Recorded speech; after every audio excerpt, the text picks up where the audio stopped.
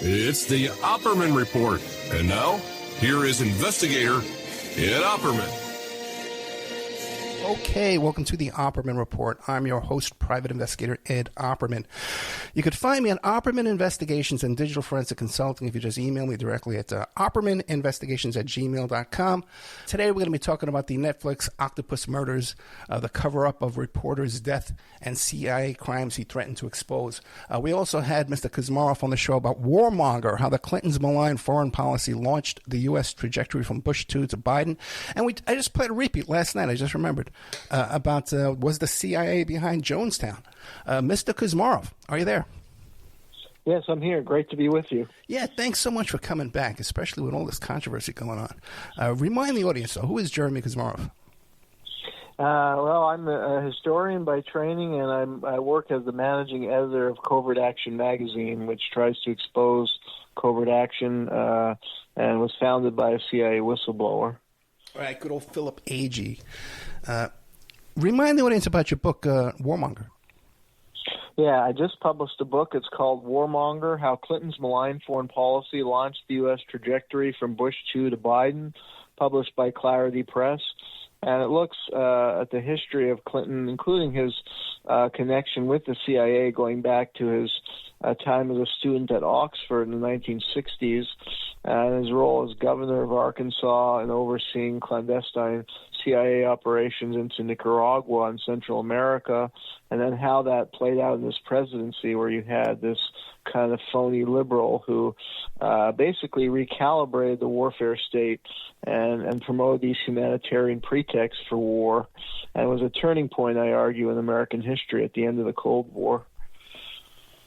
Yeah, so true, man. And then we had Obama, had the same type of wolf in sheep's clothing, and Biden, too, as well. Exactly. He set the groundwork, yeah. Yeah. How do you feel? Encouraged, discouraged? What do you think about all of our political landscape out there? I can't say I'm encouraged, no. It's pretty bad. I mean, it's totally bleak. You have two right-wing parties, essentially. You have warmongers throughout the Congress and government. I mean, people have to fight back more because they're just screwing us over and screwing a lot of the world over.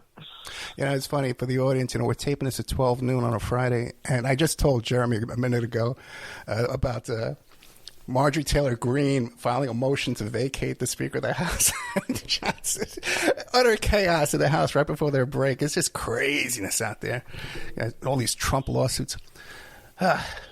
But with that as a background, why don't you tell us about this Netflix series? There's an article here in covertactionmagazine.com. Netflix series on the Octopus murders continues.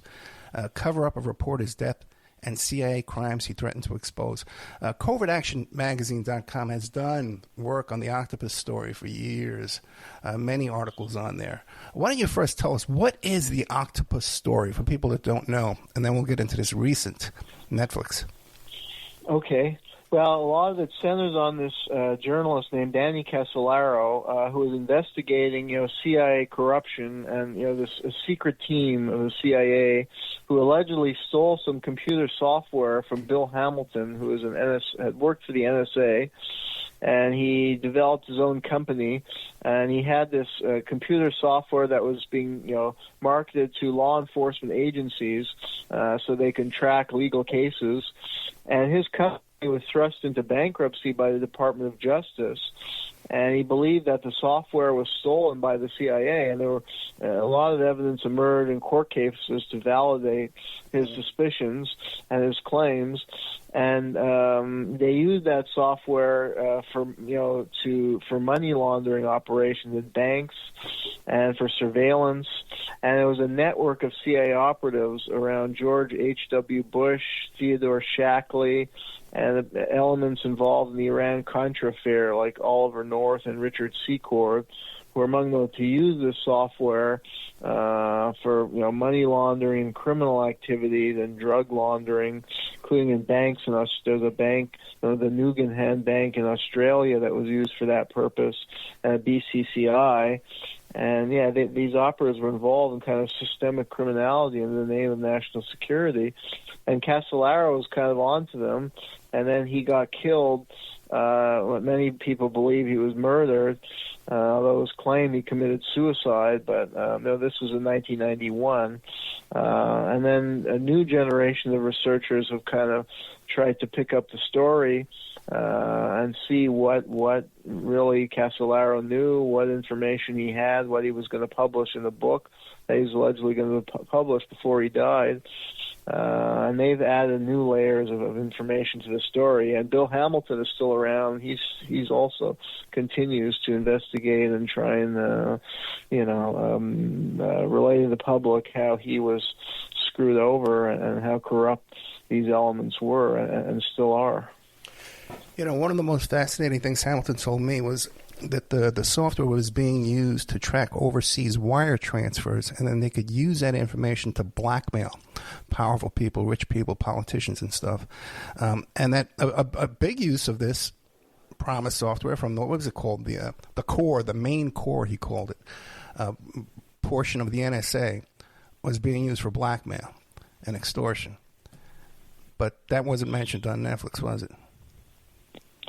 No, I mean, there was a lot that wasn't mentioned on Netflix. I mean, yeah, it was sold also to a lot of foreign governments who used it for their own nefarious purposes, including the Israeli. And we have some Israelis who came out and said, I think one was Israeli whistleblower like Ari Ben Menash talked about it. It was also sold to the Australian government, allegedly, by Rupert Murdoch and some of his companies. And Australia, was key to some of the money laundering operations. It became a major hub in the drug trade. And Nugent Bank was a bank set up by a veteran of the CIA secret war in Laos for drug and money laundering purposes. And there was a secret spy facility at Pine Gap, Australia, that was very important to larger operations.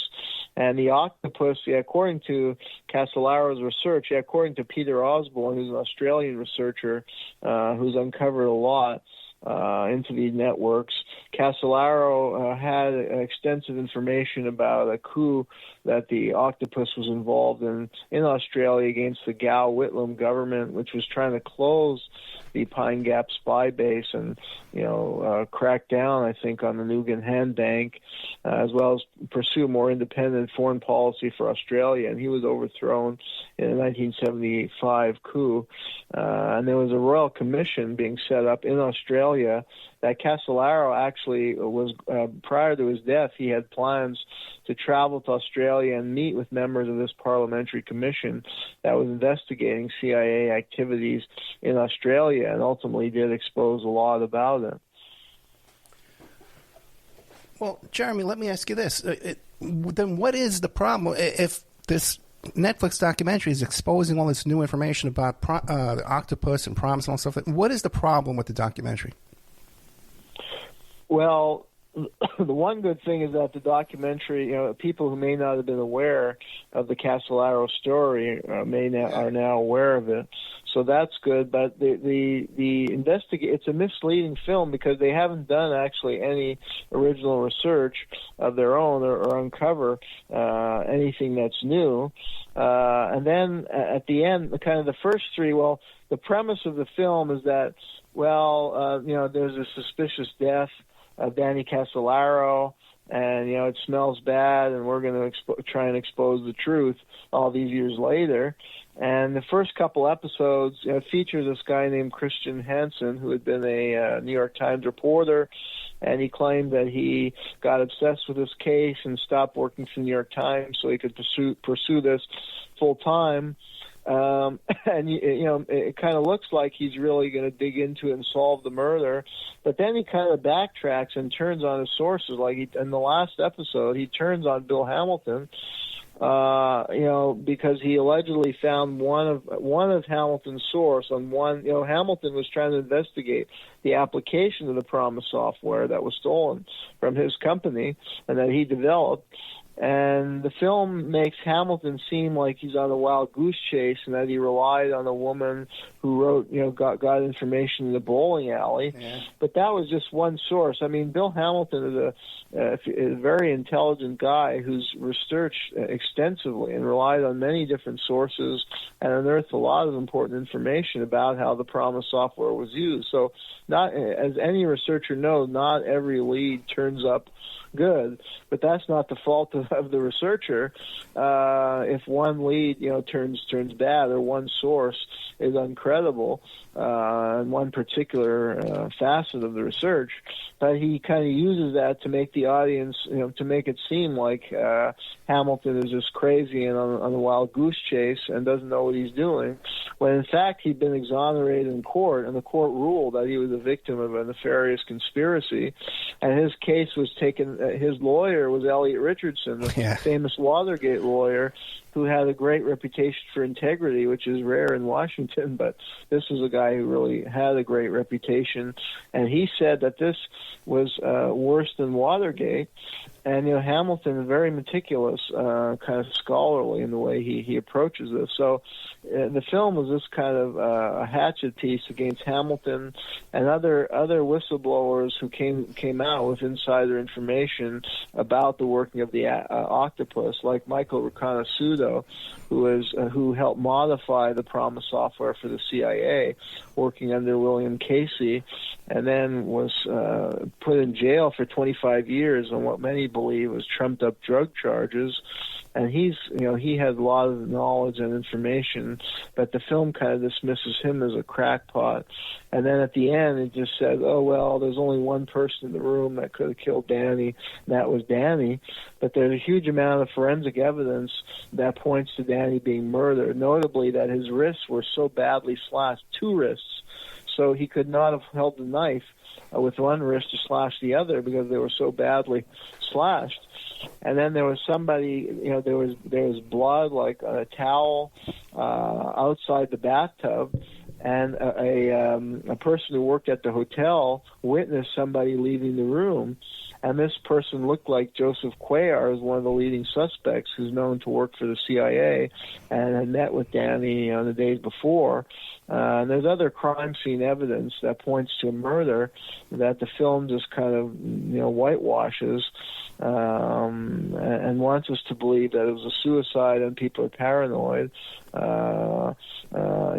who investigate the CIA corruption. But we know so much that the CIA, unfortunately, is a very corrupt entity, and that the Octopus has engaged in corrupt activity that have already been exposed, very extensive corruption, including by this Australian commission that exposed its involvement in money laundering with the Nugan Bank.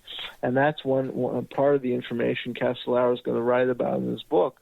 And the film made it seem like, Danny became depressed because he couldn't publish his book, and he didn't, his trail led cold. But in fact, we know that Castellaro had important documents. He even had checks that he unearthed from illegal arms deals in Lebanon and connected with the Iran-Contra affair. So he actually had the hard evidence. He was going to Australia to meet with the government commission. This was not some, crackerjack commission. These were high-level government officials who had hard evidence of corruption involved in the Nugan Bank and corruption within the Australian government connected with the CIA. So he had the evidence, and he was excited about publishing his book. And there even evidence that there were filmmakers interested in making a film about it. So it would have been really well publicized. And these networks would have been exposed for their corruption, and they would have been sent to prison. And that's why he was murdered. It's so true. Just from personal experience, I can tell you, when you're on something like this and you're pursuing something like this, it's so much bigger than yourself. It's so much bigger than everybody around you, like Castellaro was. If you were suicidal, if you were suffering from depression, you wouldn't still be working on it. You wouldn't be in a motel room someplace working on it. You'd be home in your bed, under the covers for a month. You know what I mean? And so the idea that, he'd be pursuing this huge thing and then just in the middle of the night just, that's it, I'm done. That's not how depression works. Yeah. Yeah, he just gives up and kills himself, even though when he has all this, like he's reached the pinnacle with a suitcase full of documents right there. Yeah, right. Yeah, and he was going to be giving it to John Kerry because John Kerry, in his early days, he sold out after that. But there was a period when Kerry, I think, was trying to do the right thing, and he was heading this commission to investigate Iran-Contra and BCCI Bank, and Castellaro had all these documents, including checks, that he was going to be presenting to John Kerry and his congressional committee. So this was getting out to the public, and that creates a clear motive for him being murdered. And everyone around him said Castellaro was not at all depressed. He was the kind of guy who loved life, and he was a brilliant journalist. He can be a model for journalists today. In his amazing and courageous investigation that was really uncovering serious corruption. We still talk about today, yeah. So, and another thing too is, William Hamilton sent me an affidavit by a fellow named William Turner about the death of Alan Standorf, who was an NSA employee who gave documents to Castellaro and who had access to the main core, the highest top secret areas of NSA data storage there. And he was maybe he was suicidal too, because he was found beaten to death in the back of his car, left at an airport. So maybe he beat himself to death as part of another suicide. There's a pattern of suicides in this story. Yeah, exactly. You see a pattern of clearly suspicious deaths of whistleblowers with who have firsthand knowledge of serious malfeasance that will put people to jail for the rest of their life. Very powerful people. We've seen enough movies to know what really happened. Yeah, and hundreds of millions of dollars, but by very serious guys. All these guys are serious people. Iran-Contra types. These are serious guys. And you mentioned Elliot Richardson. We all know Elliot Richardson as the hero of Watergate, the Saturday Night Massacre. But this guy was a Secretary of Defense. This guy was a Harvard Law Review. His father was a Harvard Law professor. This is a guy with deep D.C. insider, and he's not just pushing around papers for Hamilton. This guy dove into this case. He's writing letters to Joe Biden when Joe Biden was head of the Judiciary Committee in Washington, and Joe Biden sending back a fake response. I got all this in my interview with Hamilton. A forged response from LeGrand, the head investigator for Joe Biden, who lost his job after that. And you talk about Riconosciuto, too. Riconosciuto got arrested 2 weeks after supplying an affidavit for Hamilton. Okay? All this stuff traces right back to Hamilton and Riconosciuto, not off to some Indian reservation and all this other stuff. Yeah, I've been working with Hamilton too. Yeah, because I did an article and I discussed some of this. Yeah, and Hamilton, he always gives you his sort, where he got the information that he got. He'll send you the documents. He'll tell you, try and interview this person to corroborate anything he's saying that might be, controversial. So, he's really, he's the real deal. He follows all the correct methodologies and he gives you the documentation. And, the court sided with him.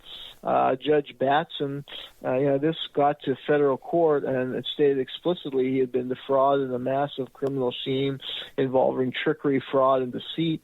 Although then that judge was removed, it goes to show how corrupt the judiciary has become, in that when that honest ruling came down and this judge was removed in favor of some kind of flaky who didn't pursue the case further. So, and then there was a congressman who was pursuing it, a Democrat from Texas. I forget his name off the top of my head, but then he was there were some powerful elements that made sure he was not reelected, and the case once he was not reelected, the case, the congressional investigation stopped. But I know, Biden was very key in squelching it, and Biden, even forged a letter. So it's totally unprinted. It shows the character of him. Yeah, and then LeGrand gets fired a couple of weeks after that and run out of town, Yeah. It's funny, too. I hate to interrupt. I get so upset about this whole situation here. But they also portray Hamilton as being so naive as this woman with this bowling alley story, that he's so inept that he's misled to believe that her husband might be CIA, which he is. I don't know if he is or not. But the thing is, Hamilton tells me a story about how he and his wife, through a mutual friend, were able to pass along some reports and documents to George Tenet, the CIA director. Okay. It's not like this is some clueless guy sitting at home with a podcast. You know what I mean? This is an insider's insider, man. And then he's got Elliot Richards in there, a point man for him. They're just outrageous, this whole portrayal of Hamilton. Yeah, and he's the most meticulous guy. Right? He's incredibly scrupulous with all his research and documentation. We don't even know if that story is real. I think he has other evidence because that was related to the use of PROMIS software in nuclear submarines, and I think he's got a lot of evidence of that. So this woman is totally inconsequential in general, but they make it seem like she, disproves all the research he's done. Yeah, which is such a bold move, man. Why they would pull off? You can probably think of something else to discredit Reconnaissance and Hamilton besides this housewife type, who just happens to be all dressed up waiting to go on TV when they knock on her door. And just think, man, Jeremy, you're around this kind of stuff. I'm around this kind of stuff. Someone knocks at your door and says, hey, Bill Hamilton, we're kind of shooting. The first thing you're going to reach for your gun. The first thing it's dead bodies all over this joint. You're going to smile and say, oh, yeah, let's talk. Give me a break. So, exactly. Yeah. I mean, what are the motives? And usually they're going to demand some money. But, apparently I think there's evidence that I have to double check this, but I don't know if there's an intelligence connection in her family, maybe her husband, because it kind of looks, as you say, it looks totally staged. And in general, the film is kind of a setup. So you wonder about the background. It would require more investigation into Trites and Henson's background. What was their motive in making this film? Was it just to play off the current mood where, conspiracy theorists have to be demonized? Or, where they get their funding and what role the intelligence agencies have in this production? I don't know the answer, but... Yeah, because it's interesting you mentioned the bowling alley. That she got her information at this bowling alley with napkins. You mentioned it in your article. You just mentioned it here in the interview. And it's one of the things that sticks in my head, too. And the reason for that is because these filmmakers went to the length to go to a bowling alley and film B-roll footage that they could then insert later on. So then it's implanted in our heads. She got this from a bowling alley. You know what I mean? So that's not by accident, man. That's, So no, but what do you think the motivation is? Because I've been talking to Osborne too as well, and he talks about the chain of custody of all these documents and these boxes going on and this material. What do you make of the motivation behind this and the chain of custody in this material? That's a good question. I don't know for sure. I have to be careful not to accuse anybody of anything where I don't have absolute proof. But, what it looks like is just some kind of, limited hangout or attempt. More and more people are onto this story. More evidence has come to light. There's calls to reopen the case. I know Trey Casolaro, the son of Danny, had been active in trying to get the case reopened. He's teamed up with researchers like Peter Osborne, who've unearthed a huge amount of new information in the case, both in the case in the murder of Casolaro and in the operation of the Octopus that Casolaro knew about. So I think they see the writing in the wall that they're losing the narrative, so they have to try and discredit the whistleblowers and try and revitalize this idea that Casolaro committed suicide. Although who really believes? Even after watching this film, I think most people would still believe that he was murdered because there's even some evidence presented at the beginning of the film that would suggest that. And even, some people are interviewed like in the first episode. And I think most people these days are suspicious. They've seen this happen before. Yeah. They've seen a lot of movies, and the government has just lost its credibility. So they have to really strain to try and denounce any critical, whether whistleblower or journalists who are critical. Their tactic is to try and smear them, and that's what this film, the approach of this film, basically. Yeah, I've had this experience with Netflix in the past. They did a series about Maury Terry, the author of The Ultimate Evil, and I was actually in touch with the producers beforehand, years beforehand. I gave all my shows on the topic and phone numbers, get in contact with people thinking they were going to do a real job. Same exact pattern. The first 3 episodes, everything's cool. The last episode, hit job, So, who knows? Yeah, I mean, they did. The one that seemed pretty good was Wormwood, about the Frank Olson case, and it was the Sons. Did you see that? I don't think I did, no. Oh, you should watch that. That seemed to be an exception. Maybe, I don't know, they learned from that and somebody told them that went too far, because that was about the Frank Olson case, this CIA whistleblower who was involved with germ warfare development at Fort Detrick, Maryland, and he committed suicide by jumping out of a New York hotel, like the 20th floor or something. And then the CIA later admitted that they had drugged him with LSD, although his son began investigating Eric Olson, who was a very bright guy, and he found that he had been murdered, and that LSD was just a cover story. Yeah, they may have drugged him, but they felt that he was a security risk because he was threatening to blow the whistle about germ warfare development at Fort Detrick, and their allegation that they used germ warfare in the Korean War that they've been denying for 70 years, although there's more and more evidence that the government actually used germ warfare in Korea, and Frank Olson would have revealed this, so they had to kill him. And the film doesn't go much into the germ warfare aspect, but it does feature Eric Olson, the son, and it kind of gives credence to his investigation, much more so than this film about Danny Casolaro. So I would say, yeah, that film was, and that was much Netflix. More critical. That was Netflix, yeah. It was made by a well-known, I think it was Errol Morris, who's a well-known filmmaker. And this was maybe 5 or 6 years ago now. So, yeah. So I guess they're capable of some good films. Or at least at one time they were, like you said, like John Kerry. Yeah. But things may have shifted because we've seen, like, the media is totally... I think at one point... I mean, probably more years ago, there was some space in the mainstream media for the occasional critical article or two, but now, no way. Like, things have gotten really bad in the last 4 or 5 years, I would say. Yeah, and it seems also so, too, like in the alternative podcast movement, too, that a lot of suspicious people, again, I don't know what's going on. Yeah. Yeah. What are you going to do, man? Yeah. Is there any articles in Covert Action Magazine about this Frank Olson story with Wormwood?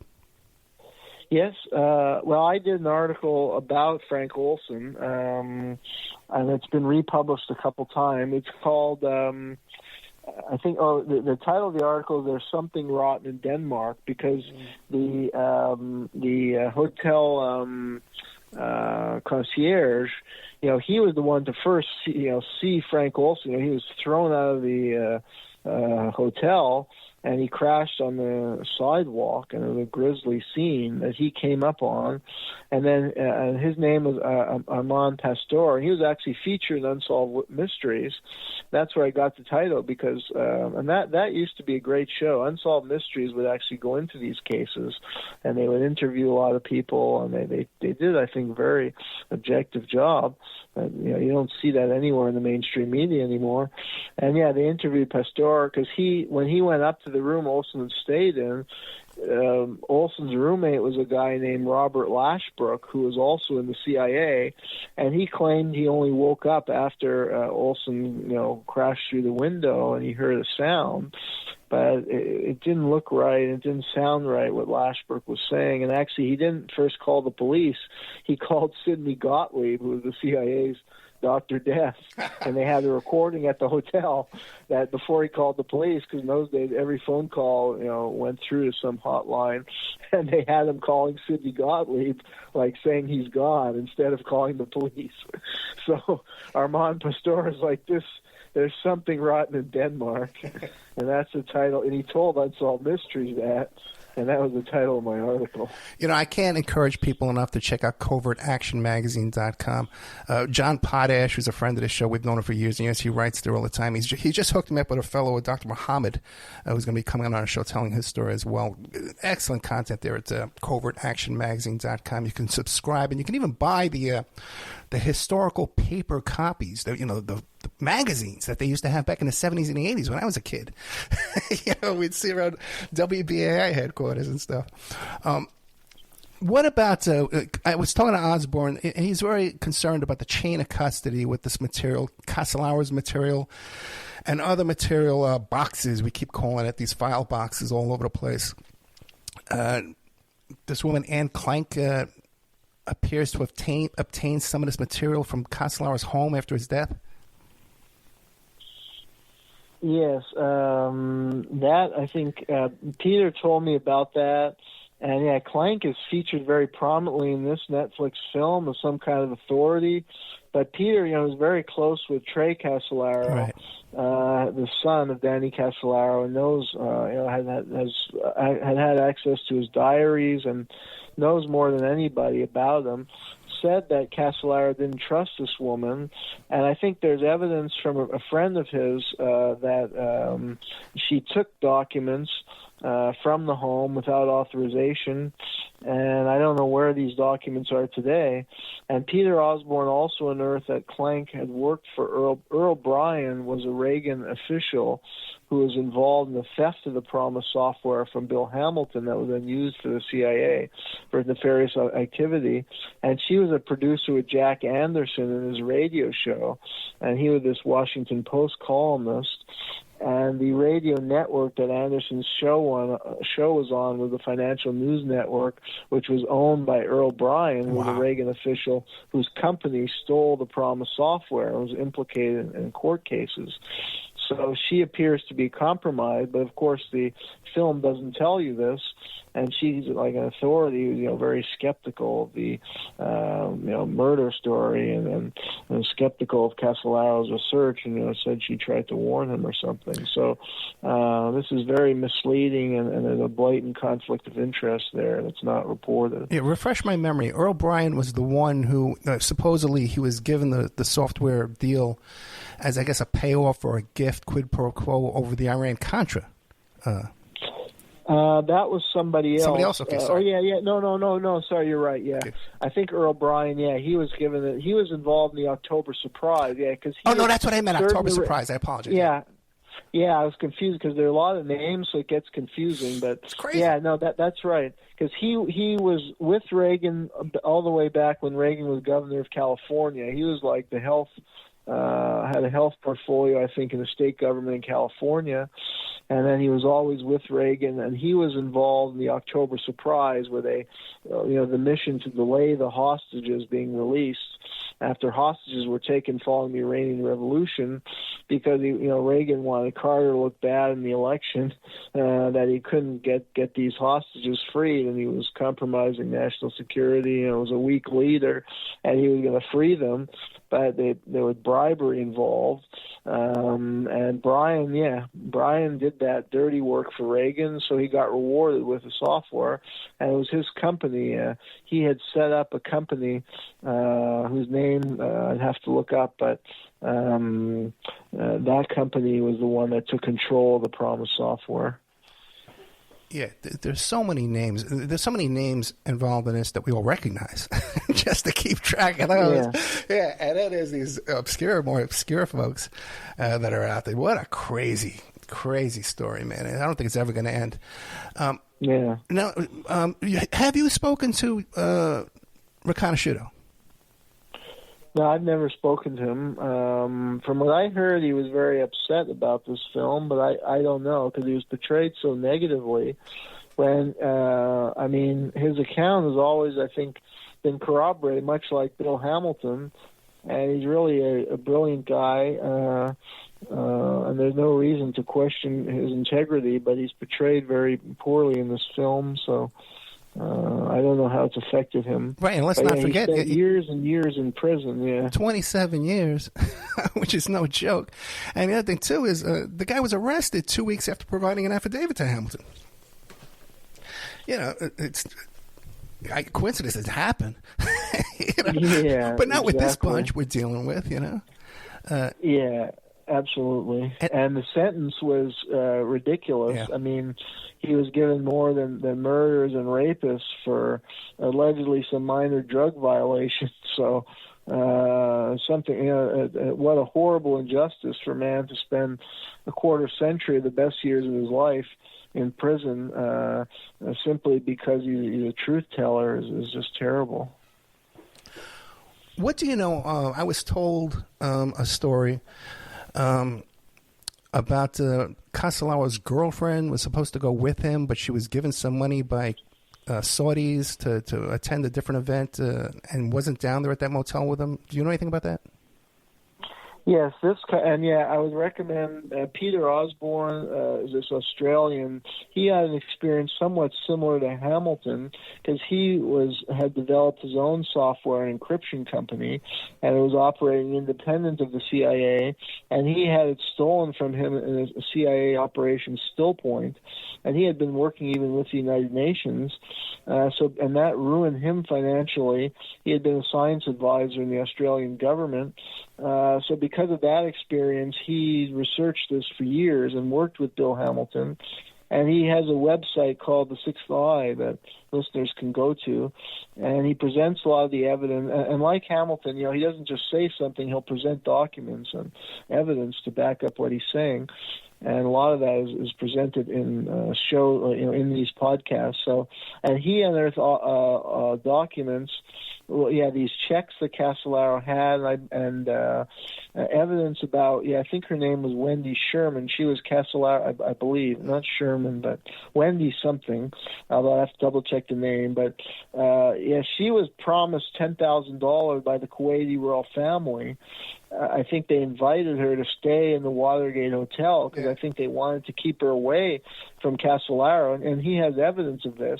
And Osborne research has pointed to, his research is valuable for the study of recent American history and the Iran-Contra scandal, which is a major scandal in American history. And his research showed the important role played by the Kuwaiti royal family in the Iran-Contra affair, which previously I don't think was very well known. And that was who paid off Castellaro's girlfriend. And I don't know if they stole documents for her or threatened her or what, but I know they put her up in the Watergate Hotel to isolate her from Castellaro, and they were very much involved in Iran-Contra and tied in with the Octopus. It even has implications as far as understanding that the Persian Gulf War and provocation that Kuwait carried out against Saddam Hussein, including allegedly they had set up with the Octopus's help certain horizontal drilling techniques to steal Iraq's oil. We were told it was unfettered Iraqi aggression in Kuwait, but Kuwait was actually, with the help of the Octopus, stealing Iraq's oil. Yeah, they were drilling underneath Iraq. They were from the side.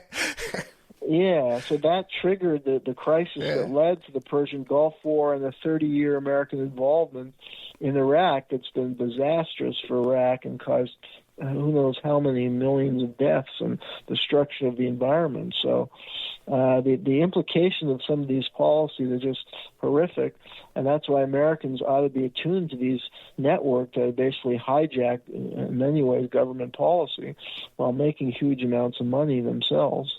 Yeah, the Peter Osborne website is the sixth eye, THESIXTHEYE.org. And no one ever talks about this girlfriend Wendy. No, I've been talking about Octopus for years. I've never heard anybody mention a story about Watergate and Wendy there. Do you have I know you cite in your previous article here, the one in covertactionmagazine.com called, scroll up to the top quickly. CIA, a Netflix series on the Octopus murders continues CIA cover-up of reporter's death and CIA crimes he threatened to expose by Jeremy Kuzmarov. You cite him as a source. Do you have an upcoming interview schedule with him? With who? With Peter Osborne, yeah. Yes. Well, he's helped me. I've developed a series of articles with his help because, he's really a great authority on this. He's carried out original research with a team of researchers over 2 decades. So, he's the real expert. So I would defer to his expertise. But he's helped me in writing several articles, based on his research that I've been able to verify, including if listeners go to my article, they can see on the bottom links to Osborne's website and to, I think, 4 of the articles I developed that were written with the help of Peter and the research he's done and the documents he's provided me, including on the coup in Australia. And this is stuff that Casolaro had been investigating and was going to write about in his book. And I don't know if he had everything that Peter has added a new layer of detail on these topics, and includes involvement in the Lockerbie bombing in 1988, with a terrible airplane crash. And Osborne has evidence drawn from Casolaro's some of his research that the CIA may have been behind this secret team, and that there were some DIA agents who had uncovered a illegal drug operation in Lebanon run by the CIA, and they were going to report on this on Washington and expose the CIA criminal led by Theodore Shackley and Robert Booth Nichols, who's featured in the film. And there's evidence that they were involved in downing this airline and killing 270 people. So this goes just how far they would go to protect themselves and to protect their terrible secrets they carry with them. Yeah, we see this same cast of characters. A.J. Weberman went to testify against the Portuguese Parliament about Frank Sturgis being involved in a plane crash over there, a bombing of a plane over there that I think went after the Prime Minister and stuff. So these characters were involved in stuff all over the world, sometimes on their own project, their own personal projects and stuff going over there. One of the things that Peter Osborne told me was this Anne Clank had worked for the Clinton Department of Justice too. Are you aware of that? No, I think she, he believed as a reward for her service that she was appointed as Clinton's speechwriter during his campaign, one of his campaigns. I think either the first one or the second one. Okay, and then also, too, he says that he has some emails between Sherry Seymour and Riconosciuto's attorneys about the return of some documents? Yes, you'd have to ask him about that. I believe there's an unfolding legal case. From my understanding, because Sherry Seymour wrote a book on Danny Casolaro, published with Shrine Day, and she was featured in the film and was interviewed in a Netflix film. And, there are allegations that she got some documents from Michael Riconosciuto, and they've given them to the filmmakers. And I don't know if Michael gave her the permission, the accusation that she didn't have the permission to give those documents to the filmmakers. But I believe there may be litigation surrounding that, so I don't want to. Yeah, and I hear you. Neither do I. I don't want to face a lawsuit or something. No, I was just wondering if you saw the emails, because Peter said he had the emails. I never saw them. So I wonder if you saw them. Well, yeah, Peter has. He always backs up what he says with documentation, so I know that from working with him. Right. Okay. What do you make now of the reception of this this documentary amongst the alternative, normally anti-CIA community? What do you make? It seems like a lot of guys are just falling for this. Well, I think so. Yeah, it breeds suspicion. If they're genuinely committed to exposing and investigating the CIA, this is a good case to start, and for understanding CIA corruption. If they can't see something is wrong here, where would they see? They wouldn't see it anywhere. If something is wrong, the evidence is so overwhelming in this case that A, Castellaro was murdered, that B, there are these covert CIA networks. As you say, in a lot of cases, I think they are carrying out White House policy, but they may sometimes go off on their own and do criminal activities on their own.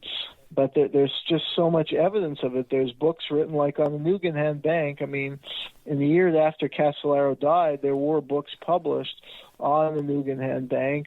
One was by Jonathan Quitney, a Wall Street reporter that I have. There was a book in 2015 published by a writer, I think Butt is his last name, who tracked down Michael Hahn because Frank Nugen committed suicide. You know, the Nugenhan Bank ultimately collapsed, and its corruption was exposed, and it was exposed in the Australian Parliamentary Commission, and Frank Nugen committed suicide, but Michael Hahn somehow escaped and never faced any prison time. We're talking about massive criminal activity, including huge drug laundering operations, and he escaped, and he used the same Social Security number, miraculously, back in the United States. So he could have been easily tracked. Obviously, somebody was protecting him, and he went into the arms business, I think somewhere in Idaho, and he's still there. And he'd never faced any prosecution. The government could easily find him because he never changed his Social Security number. I could find him. If he's using the same social, I could find him. I mean, there's something wrong here, and this has been exposed already. So, like a lot of what Castellaro, maybe it was fresh in the '90s, but now there've been books and books written about this stuff, and BCCI was exposed, the CIA front. So, wait. Covert Action Magazine has that FOIA document about Bill Weld. About what? William Weld. Oh yeah. Describe that. I can't remember. Don't you remember he was the Department of Justice sent him a letter saying, "Hey, we want you to go sell this software." They mentioned Khashoggi, I think, in this thing, to Saudi Arabia and the Middle East, and walk it through Credit Suisse like you did last time. I see. Yeah. You're not familiar with that? So, no, not specifically, but yeah, it doesn't surprise me. Yeah. Okay, I might be getting the name wrong. It was William Weld who ran for president in the Libertarian Party against Clinton back in 2016. And this document came out, and then it disappeared. And the only place you could find it now is on covertactionmagazine.com. Okay. Yeah. So the stuff is out there, like you said. Yeah, so, I don't know how, if he's, I don't know. And, there are question marks. What we've seen in this time is that the CIA has enormous budgets. They've infiltrated the mainstream media.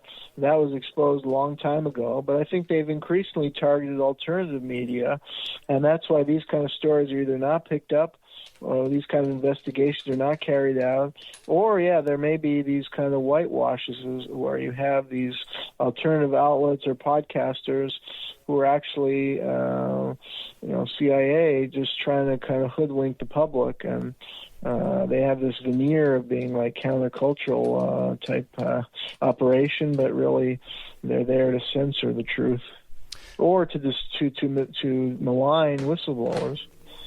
Now, the thing is, there's no doubt that when you mention how this is also well documented, I don't think there could be any dispute that the cause of the death of Danny Castellaro originates in the investigation of the INSLAW PROMIS software.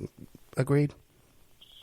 I agree, yeah. Okay, then how can you make such a bold move here? How can you make such a bold move to do this documentary and smear Hamilton on such a thinly substance with this bowling alley stuff? That's such a bold move to try and make that attempt. Are guys like Christian Hansen, do they have the weight to pull that off? I don't think so. Yeah, firstly, it's rude because he got information from Hamilton. Right. Like, he kind of sold his own sources under the bus. What kind of journalist does that? When I'm doing an investigation of something, I'm really grateful. If anybody's trying to help my investigation or provide me information or serving as a source for an article, it's my responsibility to protect them, not to reveal their identity if they don't want that, and not to throw them under a bus. So it's a complete breach of journalistic ethics. And no, he doesn't pull it off because he doesn't have the same credential. He's a young guy He's not a historian. He's not even a journalist. He was a photographer. He's not an experienced investigator. I mean, Hamilton is. Osborne is. There are professionals, who write books. They know how to marshal together evidence and to make arguments. He doesn't have those credentials, and he doesn't even really present good evidence for his claims, like we've been discussing. Just because a researcher is going to rely on all kinds of different sources. If one particular source leads him down a dead end, that doesn't discredit the researcher. But that's what he does with this bowling alley woman. So that in itself is really irrelevant. If that source was truly one of Hamilton's source and misled him, that doesn't mean anything. Hamilton has many different sources, and that's on the source. So that was a bad source. So he proved nothing, and he presents no new evidence in the case that would make us rethink it. And he ignores all kinds of evidence, including evidence related to Castellaro's murder or death that he doesn't discuss, including like the maid who was interviewed and what she said. He doesn't discuss that. And all kinds of crime scene evidence that was reported, even on Unsolved Mysteries, as I said, was a very good show. It used to be my favorite show as a kid with Robert Stack, and they did an episode on the Castellaro murder, and they did a good job. They interviewed a lot of people, and they made it clear that there was foul play. But he's not even, going at their level. And this was like 20, 30 years ago that episode aired. He didn't draw on a lot that was in that episode. That's publicly available information. He's basically suppressing in his film. And then there's all the massive evidence that Castellaro was unearthing and that we know about the Octopus, whether it's related to like Nugenham Bank is not discussed in the film at all. BCCI.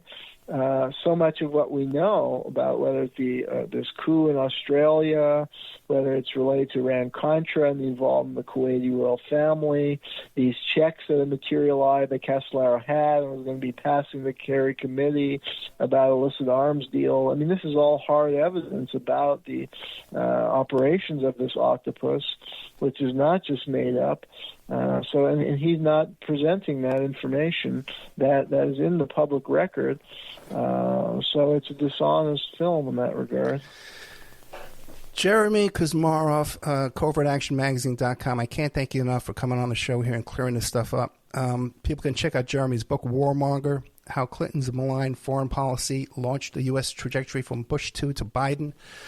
Also, too, if you want to see that scanned document I was telling you about, it's in Covert Action Magazine, and it's in an article from 2021 called Cam Exclusive, CIA Adapts Database Software Called PROMIS with Backdoor Cyber Espionage by Jack Calhoun. Oh, yeah, okay, yeah, that was before I became the managing editor, so yeah, but I know Calhoun's work is usually very good, so. Well, go back in your archives and check this out. It's a letter to William. I will, yeah. It's great. It's a letter to William F. Weld. Walk through the Credit Suisse National Commercial Bank like you did last time. And it's sent to him when he was working for the U.S. Attorney at the time, and it was sent to him by the U.S. Assistant Attorney General Civil Rights Division. What the hell are they doing laundering money for PROMIS? The Civil Rights Division? You can't. This is just so crazy. Yeah, exactly. Yeah, and it's so brazen. A lot of the corruption we've seen is just so brazen. That's why we need to call out these kind of films, and we need to put a stop to this and restore some integrity in our public institutions. Well, hopefully everybody involved in all this, if you have clean hands, let's all come out and talk in the open about, what our opinions are. If we have differences of opinions or whatever, let's just talk about it and get out there and talk about it and see what's going on here with this situation here. We've been talking to Jeremy Kuzmarov from the covertactionmagazine.com. Jeremy, thank you so much. Thank you. Good night, sir.